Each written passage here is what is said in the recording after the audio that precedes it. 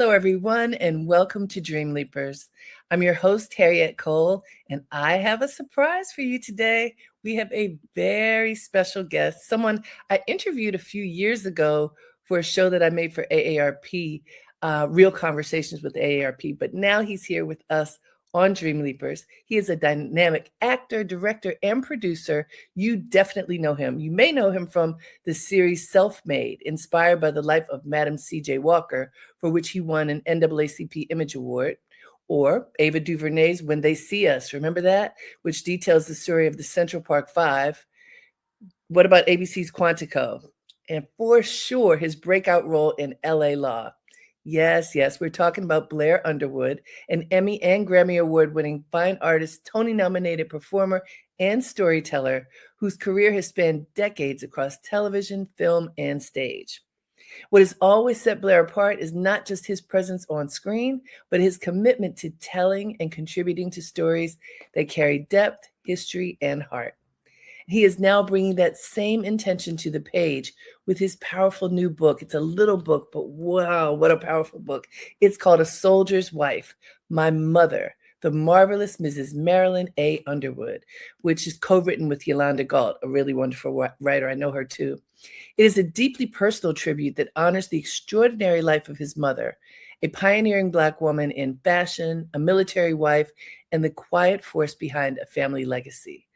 As we speak to Blair, we will be exploring what it means to rediscover a parent's story, how creativity can lend itself across mediums, and why some of the most powerful narratives are the ones closest to home. Please join me in welcoming Blair Underwood. Harriette, thank you for having me. Oh, I'm so glad to have you. And wait, we have to tell folks where you are. Where in the world are you? I am at my home, and my wife and I live in Utah, the state of Utah. I live way up in the mountains with the deer and the moose, and it's quiet up here, and we raise buffalo up here, and it's just a very different juxtaposition from the Hollywood lifestyle, which is badly needed sometimes. So, when I need to, I get on the plane and plug buffalo. Wait, pause. You raise buffalo. What? That's like taking me back to childhood looking at Westerns. Explain. Well, it's funny you say that, because when I was a child, my family used to own a ranch in Colorado up in the Rocky Mountains. It was like 720 acres with ponds and horses and cattle. And it was my dad's dream to always raise buffalo, bison, really. Bison is the correct term. I say buffalo because nobody says bison, New York. See, I'm a Howard University grad. You got me with bison. There you go. True enough. And my mom's from Buffalo, New York. So, right. In there. But, yeah, so, it's kind of in there, that whole rural, and my dad's a country boy, grew up in Steubenville, Ohio, Wintersville, Ohio. So that whole country rural side, my mom is from New York. So I really, I lived in Brooklyn. I was telling every producer or colleague that I lived in Brooklyn at one point. But the city's always been a part of my life, but the country's always been a part of my life. So I find that I really need the balance. So whenever I have to work, I get on a plane. I work a lot in New York. I'm working in Toronto right now. So I love the city. I love New York especially. It's my second home. But I also love the balance and the juxtaposition of this lifestyle. So what is a day like in Utah? And are you on a ranch yourself? No, so we live where we live in the mountains. We're not allowed to have livestock up here because we have mountain lions and bears. So no livestock are allowed. So you go 10 minutes down the mountain and some more flatlands. And our neighbors are the ones who had the buffalo. First, they had two. They had two buffalo. Husband and wife team, and we didn't know them from Adam. And my wife Josie and I were looking at a home up here in the mountains about a year ago. This is brand new, really, about a year ago. We're driving by, and I see these two buffalo, like right off the road. And you can tell it's a big corral, but there's a home right behind it. So it's kind of like in their front yard. And I was like, yo, I pulled over. I said, hold up. They got buffalo? You don't see, buffalo's not something you see a lot. And so, yeah. I've never seen it in person. Yeah, and I have to tell you. So a week later, we have like some of the grandkids in the back of the car. We're telling about these big, beautiful buffalo. We drive by, and the gate is open, and there are two hides hanging on the sides of the rails, and there's no more buffalo. So, you raise them like cattle for the meat. Right. So there are no more buffalo. But we drive back down, and then there's a sign that says bison meat for sale next Tuesday. But there's a phone number. So my wife got the phone number unbeknownst to me. She calls the people. Turns out it's the wife's main thing. The husband helps out a lot. but it's her get down. So they connected for about 30 minutes. She said, "You got to meet my husband. He loves buffalo." Long story short, I meet her like a week later on their front doorsteps. I said, "Listen, this was my pitch to them. You had 2 buffalo. I saw them. They're amazing. Would you like to double your herd to 4?" It's not asking a whole lot. I said, "Look, we'll split the price, half and half, then we'll go in together." She said, "Absolutely." She hadn't been more excited. She said, "I've never met anybody who loves buffalo, bison the way I do." I said, "Well, now you have." So long story short, we got 6 now. We'll get 6 more in November, and then, we'll start the business. And so at what age do you acquire them? So at 8 months, we got all 6. They're all 8 months old. And how long does it take for them to mature? About 18 months to 2 years. I mean, the Oh, full run about 2 years. it's not that long. No, it's not that long at all. So they're halfway there. I just started feeding them by hand 2 days ago. And I just put it on my Instagram. So there's a video on there on my Instagram. Oh, I have to check that out. It's like I said, it's a vibe. It's a very different vibe from the other half of my life, show business. But it's a nice getaway. So it'll be interesting for you to have, because, if you're feeding it by hand, you're developing an intimate experience with this animal. And then at some point, you're going to have to put it down. So it'll be interesting to see what that spiritual experience will be for you, offering it to humanity. It's very interesting. I think every rancher or every farmer has dealt with that, especially growing up on a ranch or a farm. You build these bonds. It's interesting. I had a driver who took my wife and I to the airport a few weeks ago, and his name was Buffalo Boy. Buffalo Boy. He's Native American, and he came, and I said, "Man, I'd like to call you Buffalo Boy, but I'm gonna tell you, as a black man, just to call a grown man boy, I got a problem. I don't want to insult you." He said, "No, that's my name." And if you ever watched Dances with Wolves, they called the buffalo Tatanka. He said, "You can call me Tatanka if you want, or you can call me Buffalo Boy." I said, "Listen, that's your name. I'm cool." Anyway, long story short, we're driving. I got a lot of long stories. I'm trying to make sure. It's all right. Just tell it. You good? We got 50 minutes. So we're driving to the airport, and I said, "I got a surprise for you." So we pull over, and he sees the herd of 6. And he says, "Man, those are incredible." He said, "I wish we didn't have so much time. We rushed to the airport. I'd love to pray for them." I said, "No, man, we'll make the time." So we get out, and he already had, like, around his neck, a bag of corn powder, which is sacred. And you have to know the bison and buffalo are sacred to the Native Americans. And he took his powder out, and because we have 6 of them, he put his finger in there, 6 had markings on the railings of the fence, directions, and he prayed over their spirit, which was very special to us. And I asked him, when do we have to put them down? Because the reason they're sacred to them is because they help sustain them. They feed off them. So you don't just waste anything. And that's something we're doing.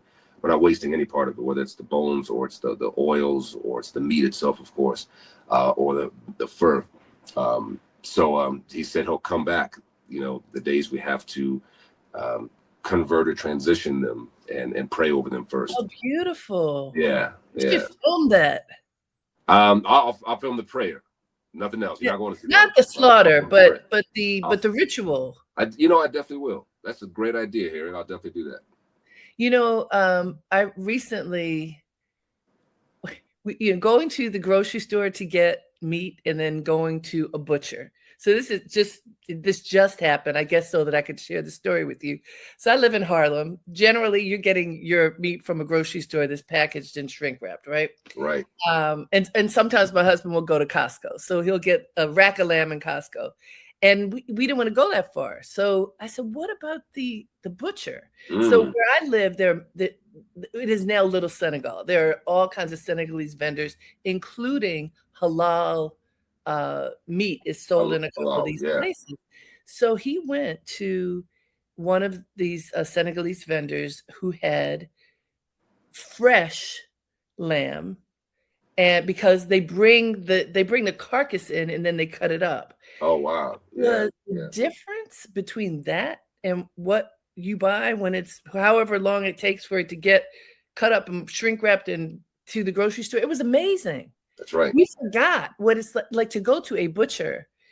We don't have that as much in cities the way that it used to be. The meat was so much better. Oh yeah. Yeah, no, I'm glad that you experienced that, because it's a whole different vibe if you get the meat directly from, especially the person who's raising it, because at least and in this case, we know what we're feeding them. The grass fed, they eat a certain kind of hay. And I tell you, there's the other intangible, which is, raising these animals with love. There's another intangible to that. It's like we talk about that in the Black community and every community that loves food. My wife's from Trinidad. Go to Trinidad, you can't go into any house, and they're gonna feed you and give you drinks, and you're gonna party, but they're gonna feed you. And that's how it was growing up in the South. You come to a house, you're gonna be fed. But if you're a cook, if you know about cooking, when you prepare that food with love, it tastes different. Yeah, no, it certainly does. And you write about this in your book, but since you just mentioned the ranch, so at a certain point after your father had retired, your parents bought this large ranch. How often did you spend time there?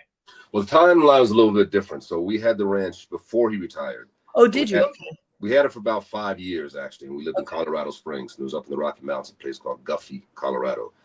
So then we later sold it by the time he retired, by the time I was in high school. But yeah, when we lived in Colorado, we'd go up on the weekends, really. So we didn't live on the ranch, but we'd go up on the weekends and have family get-togethers and ride horses and whatnot, and dream about a herd of buffalo one day.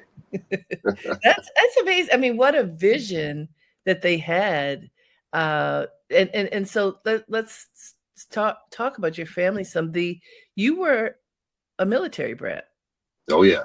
Yeah, I don't think I realized that. I don't know how often you've talked about it, but it missed me. But you're in this book about your mother, you say basically you all moved every 2 years. Is that the rotation for military typically? Pretty much, yeah. Every 2 to 3 years. I mean, there's sometimes we'd move every 18 months or 11, a year.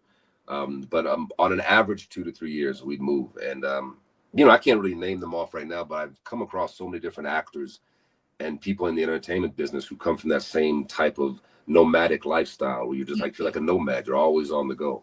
And what it does is it helps you learn, for me anyway, it helped me learn to really connect with people, how to also find myself. I've often said this, but I found it either makes you an introvert or an extrovert. My personality would not allow me to become an introvert, but what it does is it allows you to for me, I kind of come in different situations, which I find now as an adult, the last 40 years in show business, every TV show, every movie, every play is a different community. So you're stepping into different communities. And I learned that skill set to just my MO is just I kind of lay back, check the lay of the land, find out what's going on, how people communicate in this part of the country or this world or this place, this neighborhood, and kind of see where I fit in. But then I kind of found myself in that. I think sometimes you can lose yourself if you try to assimilate too much to other people's groove and vibe and dynamic and rhythm. But for me, it really helped me, I think, find myself at a young age. That's interesting. I mean, I've talked to a number of people who call themselves Army brats, and like you said, there's all different ways that you can be. But for an actor, I could see, since when you have a role, you have to immerse yourself immediately. If it takes time, that costs money. That's and right. maybe Right. It may cost you the next job if you aren't able to do it quickly. So you had, I mean, being uprooted every 2 to 3 years, you have friends, you have relationships, you have to let them go, especially before there was the internet. I mean, you could have pen pals or something, but you kind of are moving and immersing yourself in one community after the next, right? Harriette, you are in my head. That's exactly right. And that's the thing, because it was before the internet and before you could just pick up a phone. For us, you'd make these friends. It was almost traumatic for me because especially 15, 16, as a teenager, you start dating. You think falling in love, puppy love and all that. Then you get rooted up and you got to leave again. And it was too expensive to make long distance phone calls. I don't know if you remember back in the day. It cost money to make long distance phone calls. So it wouldn't happen. What it did, though, I tell you, it taught me how to write. My mom would always say, write letters. She was the one who taught me to write, which I do to this day. Thank you cards. Yes. He said, when you take the time to sit down, that was then in the 70s and 80s, but especially now, to take the time to sit down and write a note to somebody speaks volumes about how you feel about that person. So to this day, I have 3 biological kids. My wife has 6 kids. I have 3. We have 9 together. Wow. We like the Black Brady Bunch. Yeah, I love it. But in raising my 3 biological kids, from the day they were born, I write them a letter every birthday. Oh. And the youngest of our kids is 24. The youngest of our 9 is 24. So to this day, I write them a letter. And I'll ask them periodically, I say, you tired of the letters? And they're like, no, please continue that. So of course they save it and I save it. But it speaks volumes. It speaks volumes to sit down and write. And I want them to know how much I love and care and respect and admire and appreciate them every year on their birthday. And I cherish the time to write the letters, and they cherish the time to read the letters. And truly, this book, A Soldier's Wife, this book is really a love letter to my mom. Yeah. And I tell you, a lot of those notes and a lot of her voice, and you mentioned, Yolanda Galt, who is the author. I give credits. I don't believe in ghostwriting. I didn't write the book. Right. She wrote the book, but it was a compilation of many interviews with myself, my sister Marla, my sister Melissa, my brother Frank, and a lot of my mom's friends. And because she had a bit of a public life in the Amway organization, a lot of speaking engagements. So a lot of those interviews, but there are also letters she wrote to me and the other kids. And that's how she, This is Dreamleapers with Harriette Cole. We are talking with Blair Underwood. Yes, the actor, director, and producer. But right now he has a new book that is just coming out, A Soldier's Wife, My Mother, the Marvelous Mrs. Marilyn A. Underwood. And we're talking about this book right now. So yes, first of all, it's such a beautiful read.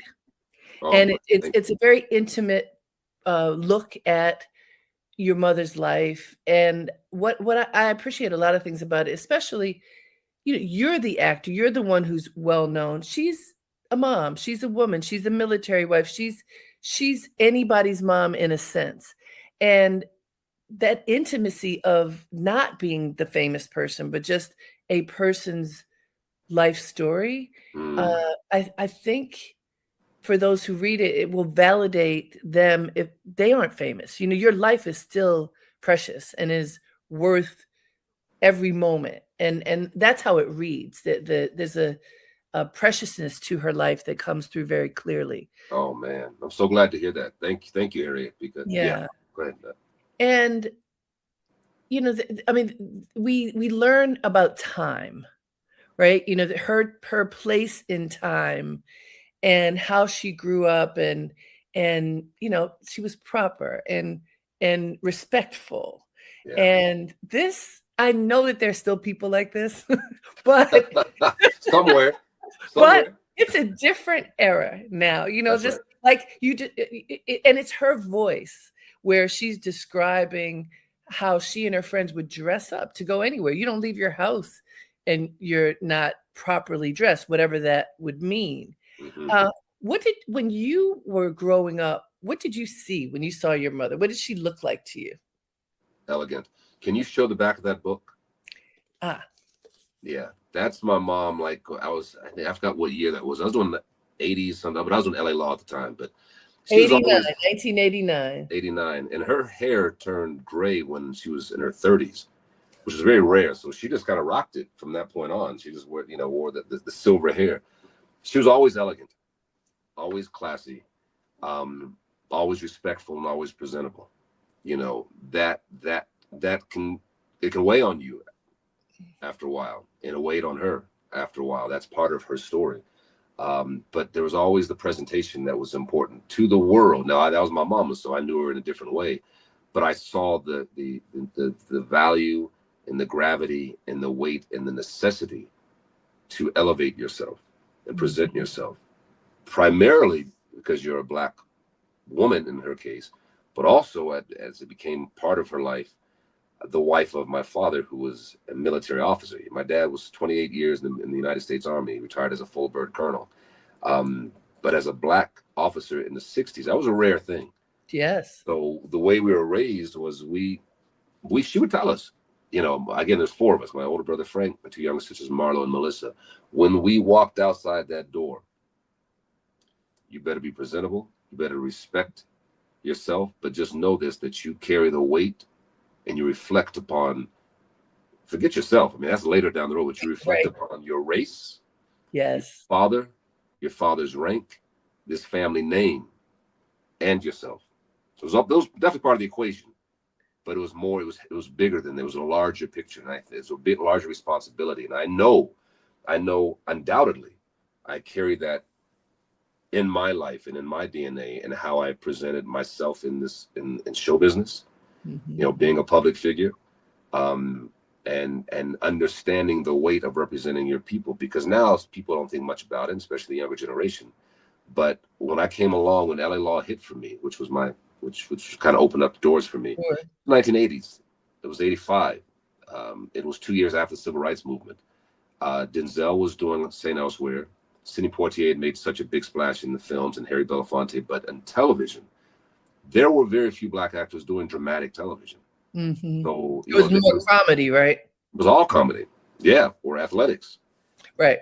But to be a dramatic actor like Sidney Poitier in film, and Denzel was burgeoning at that time. St. Elsewhere was a TV show at the time before his film career took off. There was a lot of responsibility in that and how you carried yourself, and not to let your people down by acting a fool. And you certainly grew up understanding what that meant. I'm curious, as a child, because of course you didn't always do everything right. Oh no! When you did something wrong, what was the punishment? Listen, like you said, Harriet, it was a different time. Yes. So they would call it capital punishment today. No, we got whippings. Yeah. We got whippings. My dad would take out that belt, and my brother Frank is 3 years older than me, and we were all often getting in trouble together. He would get probably 5 slaps on the butt. I'd get 3, because he should have known better to not let me go down that road. And so he got in trouble because you did something. But it was usually me telling him, pushing him off the edge, but he'd get more. But yeah. Listen, my mom, honestly, shoot, at the time, anything she could grab within reach. I mean, it was a hairbrush we'd get hit with, a Hot Wheel track a few times, an extension cord a few times. My dad would do what his mama would do. Growing up in Steubenville, Ohio, up in the country, he'd say sometimes go out and get a switch. Right. You go pick your own switch, your own branch. Thanks, Dad.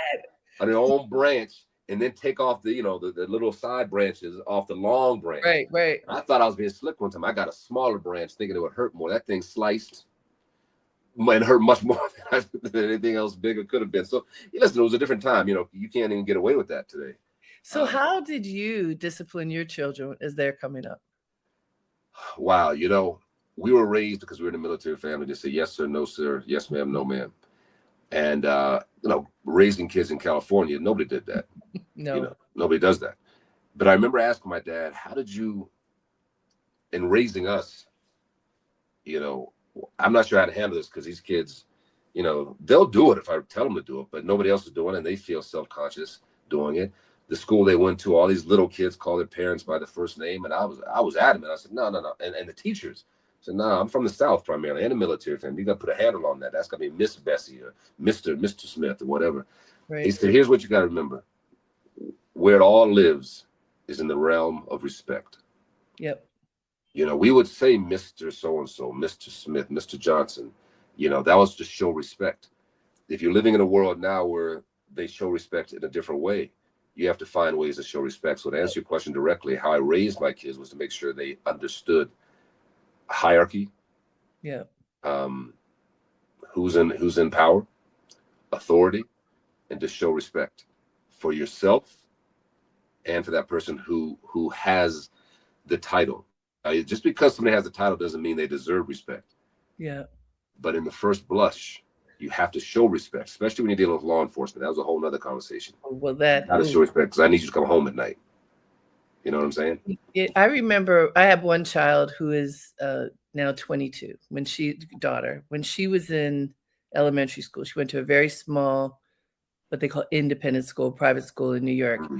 And at this school, everyone was called by their first name. And I grew up in Baltimore, and my father was a judge, and my mother was a kindergarten teacher, and you didn't do that.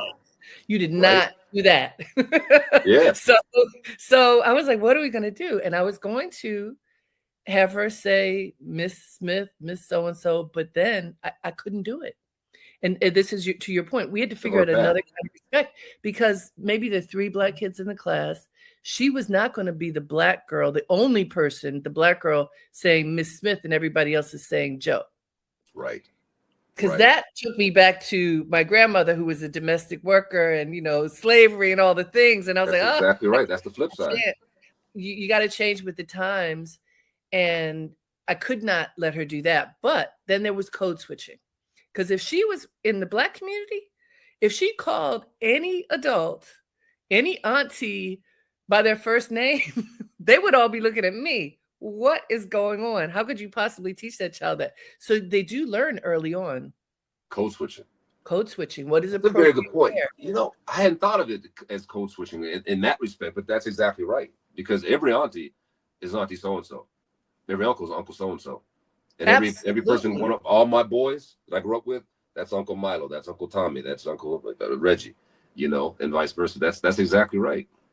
And she, so as you're pointing out, respect shows itself in different ways generationally, but the fundamental understanding and behavior and attitude, I think, remains the same, even if the words change That's right. Right. or you know, the actions change. Maybe there's no more switch. When I was growing up, my mother had the gold lame slipper. So there are Oh three girls man. in my family. Oh And man. so we did get spankings, but it was really a mental spanking because it did not hurt. It was she took off her little gold lame slipper and come on, girls, line up. And of course, my older sister, I'm the middle. My older sister always got in trouble if we did something. And she's like, she remembers it today. Are you kidding me? Why did I get a beating I because of think you? our parents must have known each other because they came from the same tribe. It's so funny. But you know, it is that tribe. That's the That tribe. generation. I That's right. just lost my mother almost a year ago at 95. God She looked bless you. God bless 95 her. years old Yeah. and was still imparting these lessons, the lessons of grace and integrity and respect and Mm. style. And back to your book, your mother, it was all about style from the outside, inside, in between. I mean, so you tell us about your mother and her fashion job because she made history herself in her ambition to be a designer. I will. I would say she had style with substance. Hmm. And that's what was important. Just quick aside, I have to say those capital punishments we would have. You notice I said my brother and I got whippings. My sisters never got touched. Of And course. that was by design because my father said you never lay your hand on a woman. That was instilled at a very, not even him, at a very young age. So that was all about conversation. And also to tie in your question, it was about in raising my own kids. It was about respect, but it was about teaching them in a different way Yeah. without hitting them. But it was more about conversation that they had to learn. So to style, um, yeah. So the question was about in terms of like how the style, her style, Well, so impacted me. Or let me ask you differently, and let me let folks know this is Dreamleapers with Harriette Cole. We are talking with Blair Underwood. He has written a beautiful book about his mother. It is called A Soldier's Wife. My Mother, the Marvelous Mrs. Marilyn A. Underwood. It's a beautiful story, very, very personal story of her life. And what in the beginning you talk about her ambition. She was into fashion and she wanted to be a fashion designer. And this is at a time when her family couldn't afford for her to go to college. It was her single mom. She grew up with her mother. Uh, she did get to go to fashion school though. that's So right. take us into that and what happened with her when she's single. She's growing up and becoming the woman that she wanted to be. Absolutely. So she grew up in, as we alluded to, Buffalo, New York. Yolanda Galt, the writer that you know as well, Mhm. her mother, and she's from Buffalo, New York as well. So I that know. really helped give it some authenticity. Um, I think because it was innate in her, you know, because really her mother, my grandmother, my maternal grandmother, was not really about fashion so much, but my mom, that was just her thing. You know, when she went to school, talking to her high school buddies, they said she'd come to school with pearls on and would rock a briefcase going from class to class and always dressed to the nines, as they would say. So it was just a part of who she was. And she felt like she wanted to pursue this. And living in Buffalo, New York, she wanted to come down to Manhattan and be at the fashion industry of the world. I mean, you got Mhm. Milan, Paris, and New York. That's right. And so she was able to do that. And thank you for reading the book, by the way, here. Yeah. But she had many conversations with her mother to say her mother didn't want her to go. You know, it was just the two of them. She was an only child, single mother, and she made a deal with her. She said, "I'll go for a few months, and then if nothing happens, I'll come back." And she ended up going and found her way there and went to a school called Tropagan Fashion School, one of the foremost fashion schools in New York at the time. It's no longer around, but she found her way, and she ended up coming back to Buffalo, New York, and became one of the first Black people to work at a fashion industry called barman. I found this picture, didn't make it in the book, but I'm going to show you. This was in a publication called Women's Daily. I don't know if you can see Women's Wear Daily, which Women's is Wear Daily. That's the Bible of the fashion industry. My husband worked there for 40 plus years. What? He's a photographer, the only black one. What? Yeah. You worked at Women's Wear. So you know what I'm talking about. So I know. I love that. Yeah. So check this out. This was January 3rd, 1961. I don't know if you can see. Yeah, there it is. For those who can't see, for those who can't see, this is a photograph. Is it who's in this shot? So these are all executives of the company, except my mom is that one black person. She's my dirty nail. Wow. I don't know if you can see her face, but that's awesome. January 3rd, 1961. 1961. That's amazing. And according to your book, she was the first black executive.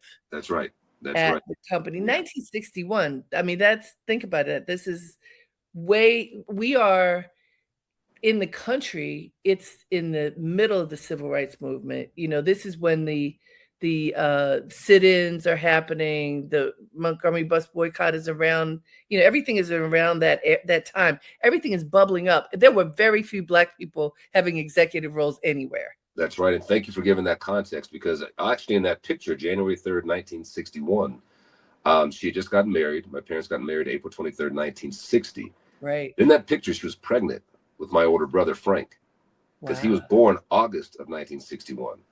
Giving context, in those days, you couldn't work if you were pregnant. I was about to ask you, and she was able to keep her job? For a period. She retired soon after that picture was taken because she had to, because she was pregnant.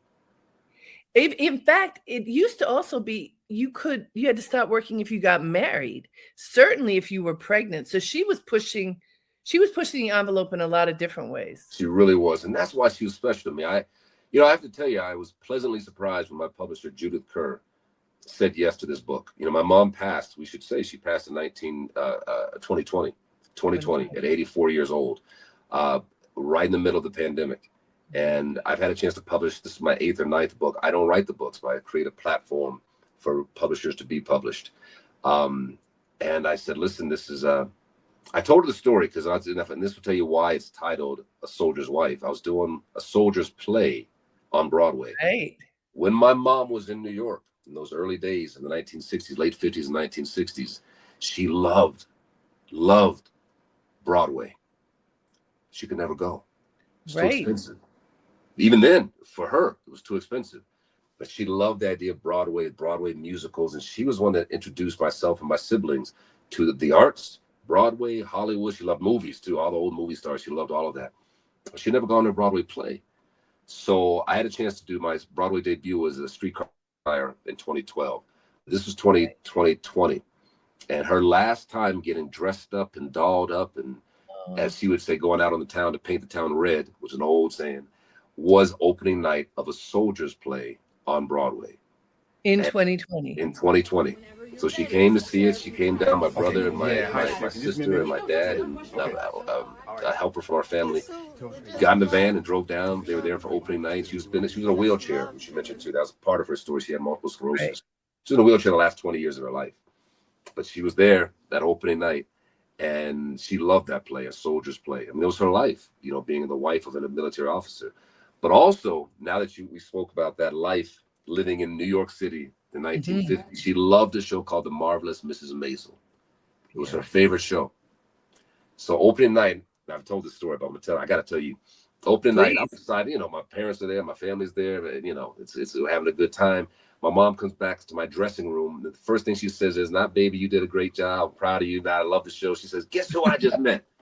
And she had just met one of the actors in The Marvelous Mrs. Maisel, Tony Shalhoub. Tony Shalhoub. Thank you. Tony Shalhoub. Thank you. Monk. He played Monk. Yeah. But I haven't met him yet, but she was so excited to meet him. So because of that time she had in New York, in the fashion industry, a young woman in her 20s trying to make it in New York, in Manhattan, she was drawn to that show, The Marvelous Mrs. Maisel. And that's why the subtitle of our book is The Marvelous Mrs. Maisel. I love that.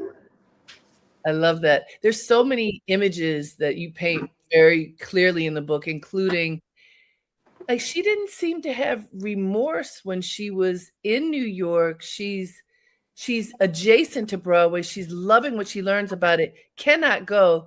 But these letters and things that you found that make up this book, she was just happy to be adjacent. It didn't make her feel bad that she couldn't go, or at least it doesn't come across like that. Yeah, I think to me, to my understanding of it, it was always a far off dream. And there's always that sense, and you know how it is when I talk to my kids about this now, in their stage of life, their early 20s and 30s, their whole life is ahead of them. Yeah. There's so many possibilities ahead of them. So I think in my mom's case, she just felt like it'll come. It'll come. I'll get to that place one day. I'll be able to do all these things that are outside of my reach at this moment. Right. So I have to tell you this because the very first book that I wrote many years ago is called Jumping the Broom, the African American Wedding Planner. 32 years ago, I wrote this book. Wow. But now I just finished making a new version of it that's going to come out next year. So I have been interviewing couples. I interviewed more than 100 people for this book, just very recently. So it's fresh on my mind. So as I'm reading your book about your mom, I see the context. One of the most interesting parts in working on this book is hearing people's proposal stories, because people are seriously into proposals now. Like I have stories of people who took their fiance on a plane to another country and proposed, and it was a surprise, all kinds of things. So I want you to tell the story that I read in this book about the proposal between your parents. Well, my dad had been stationed in Buffalo, New York. My mom was living in Buffalo, New York at the time. And, he wanted some friends, they had a mutual friend, to set him up on some dates because he was new to the city, didn't know anybody. He ended up going to the church that my mom went to and ended up teaching, I think it was Sunday school there. But my dad was really a spy. I mean, he was in counterintelligence at the time. So for years, he never told my mom what he really had to do. I think he worked at the post office down there, but what he really was doing, he never said, and still to this day hasn't said a whole lot. He just turned 94 April 1st, a couple days. But yeah, he picked her up in this beat up Volkswagen, and I think on their first date, whatever the banter was, my mom said, don't you get interested in me? Don't think I forgot the exact words, but don't be getting interested in me. And he said, why in the devil did anybody get interested in you? And of course, literally 3 months later, they were married. So the actual proposal, what did we talk about? Yeah. So I remember because I've read it. So you tell that first of all, I think that how you described even the meeting, someone had asked her if she would introduce him to some eligible young women. And she said, okay, I could do that. And that was don't you get interested in me? Yeah. And that's right. They go out a few times. They like each other. They go out a few times. And it is in the course of, I think, less than a month. Yeah. That she says to him, we need to get married. Oh, yeah. Thank you for reminding me. That's right. She is the one. This is the reason why she is the one. She's like, okay, brother, man. We need to make this feel serious. We need to make this official. And what's interesting about it, first of all, I love when I hear the stories of women proposing, because I just think that's so gangster and I love it. That's right. But also the time. So she was older at that time than many young women were getting married as teenagers and early 20s. I believe, wasn't she 24 at the time? Yeah, that's right. She was born in 36 and this was 60. Yes, they got married at 60. Yeah. So for the time in history, she was mature. And how you've written in the book, she describes that people were getting married all around her. Like it was happening. Yeah. And she wasn't. And it didn't sound like she was longing to be married so much as this is what was happening. Mm-hmm. So she wasn't going to be waiting around. If you're going to be the one, you better step up. You better step up. That's exactly right. And she was in many ways, she was a trailblazer. She was a woman before her time and wasn't afraid to be that way. And there was never a sense of desperation about her, either then or in her life. Which is amazing because you go into great detail about her illness. Actually, I want to thank you for being as forthcoming. I mean, obviously you can find things in people's papers and decide not to share them. Right. But I've known a lot of people who have had MS and never, what does it feel like? And the way that her papers that you all were able to find and then put into this book, uh, you can feel what she was feeling. The writing is excellent. You can feel it. You can, Thank you. and I think, yes, of course, Yolanda, but your mother wrote it down. You found it from your mother's honest descriptions of what she was going through and how she hid it at certain points, and just the fear, like, what, my eye doesn't work today. What's going on? I can't, how am I not able to see? And what is going to happen to my life? And all the responsibility that she felt that she had, and what was going to happen as her body failed her. Yeah. So, and this occurred over 20 years? Oh, yeah. I mean, it first started in the 70s. You know, one of the first indicators of multiple sclerosis is optic neuritis. You basically, you go blind, basically. I mean, the whatever the nerves are in your eyes become inflamed, and it squeezes out whatever the nerves are that allow you to see. So she didn't know what was going on. And again, she didn't let on to us, really, that she was having this sense of trepidation and anxiety and fear. But she was, you know, we didn't speak on this, but so much, as you know, from beginning to end, so much of her life in that book from first page to last is all about her faith. She was a woman of faith. So she would always revert to prayer, and she would take it to God before she'd take it to her husband, or definitely take it to her kids. So we didn't know she was going through this in the 70s. So she lost her sight for about 2 weeks, and it came back. And she mentioned it after it came back and talked about how it was such a miracle. But it wasn't really until, I mean, really 2000, the late 90s. My son was born in 1997, so she was starting to decline then. She was still walking at that time. But yeah, it was the late 90s when it really hit her. And you know, her body failed her from that point on, against all medication and everything we tried. But it's hard to believe she never once complained. Never once complained. She talked about this is happening, but it's okay. You know, that era. I mean, not everybody in that era, by the way, but I do think that, as she describes, her faith, her understanding of responsibility, you know, there's also, it's a very old school, but I think people should read this for an understanding of how people thought about marriage, which is very different from how many people think about marriage today. That's right. And she, coming from a single parent household, so her father was not in the household, she had a tremendous respect for marriage and for an understanding of her role in marriage. And she got a lot of that from the Bible, but also there's a pushback, like, I'm not supposed to be subservient. The Bible does not say that.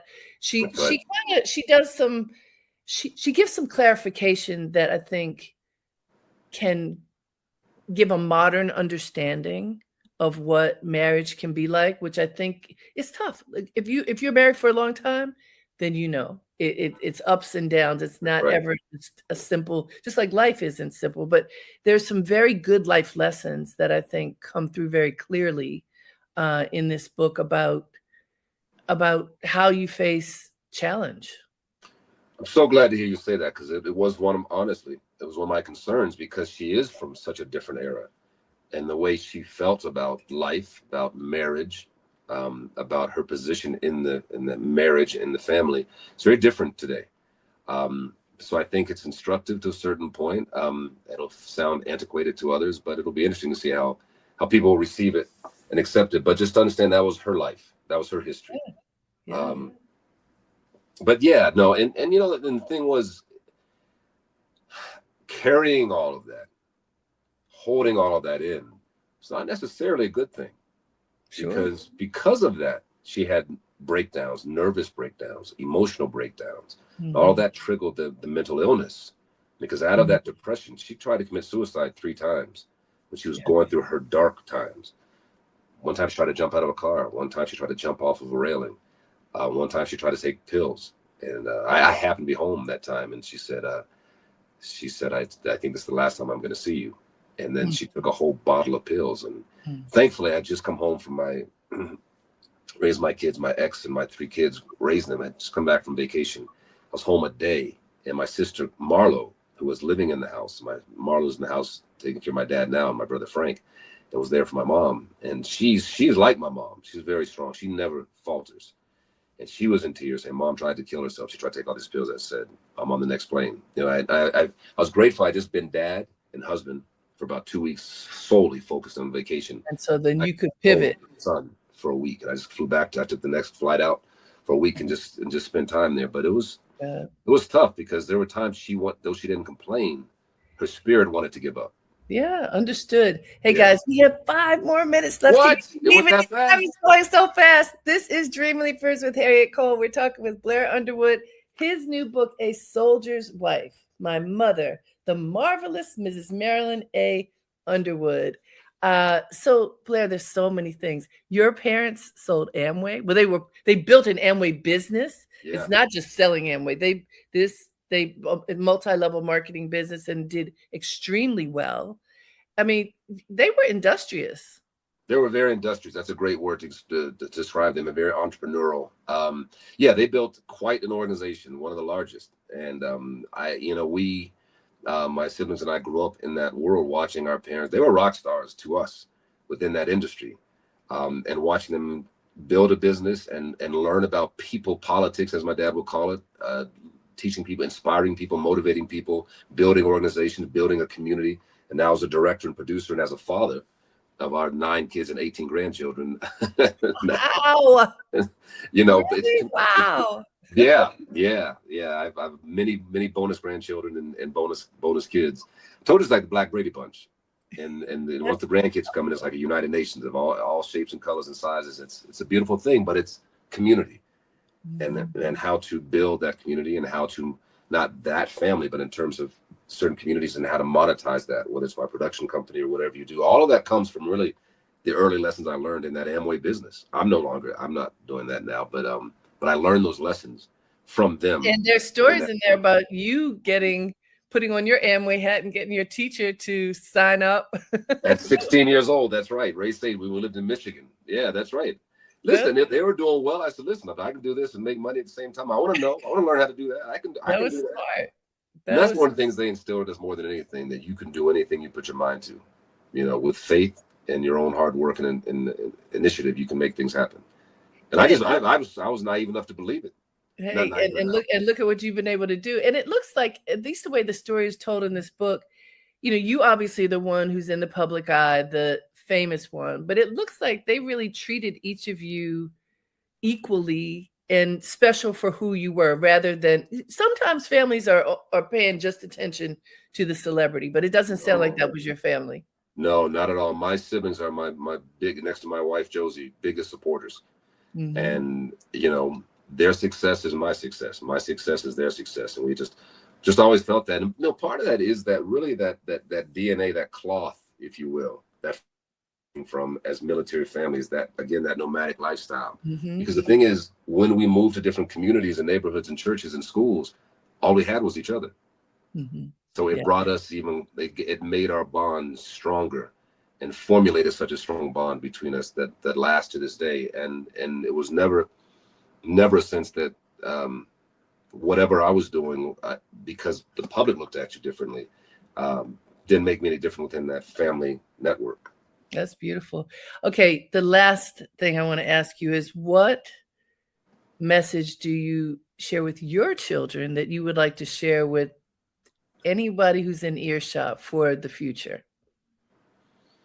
Wow, 2 things. I just want to say that my sister Marlo, who is now a voiceover artist, the 2 of us do the audiobook of my mom's book. Oh, fantastic. Yes, April 14th. By the way, we should say it'll be in stores April 14th, and you can pre-order it now. Yes. I won't give a price, but you can pre-order now on Amazon. Yes. I think the greatest gift my parents gave me and my mom was all of us a sense of possibility. And that's more than a notion. Mm-hmm. I think we all as parents want to do that, but that's more than a notion. Then, as a Black child, in the world in which we live, and now the administration we have, the world we're living in now, the attempt of erasure of our history and our culture. It's such an important message today, almost more than when I was growing up and more than before, because we have accomplished so much as a people and as a community. We have come so far, and yet and still there are forces trying to diminish and erase what that is.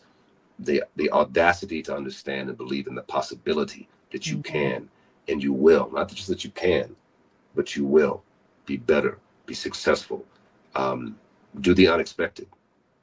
That's one of the things that my parents taught me. I told you my dad as a military officer in the 1960s was unusual and expected. A black man living in the state of Utah is unusual and expected. Yes. And raised in Buffalo in 2026 in the state of Utah is unusual and expected. The characters I've chosen, what has attracted me to them so often are the ones that are unusual and unexpected for a black person to be seen in that way. But it is the sense of possibility that you can be and do anything. That is what I instill in my kids, all 9 of them, kids and bonus kids, that wherever you are, there's still another realm. There's another plateau. There's another layer. When you hit that plateau, there's another one that you can reach if you so desire. And I encourage and motivate them to desire so. That's beautiful. Go as far as you can.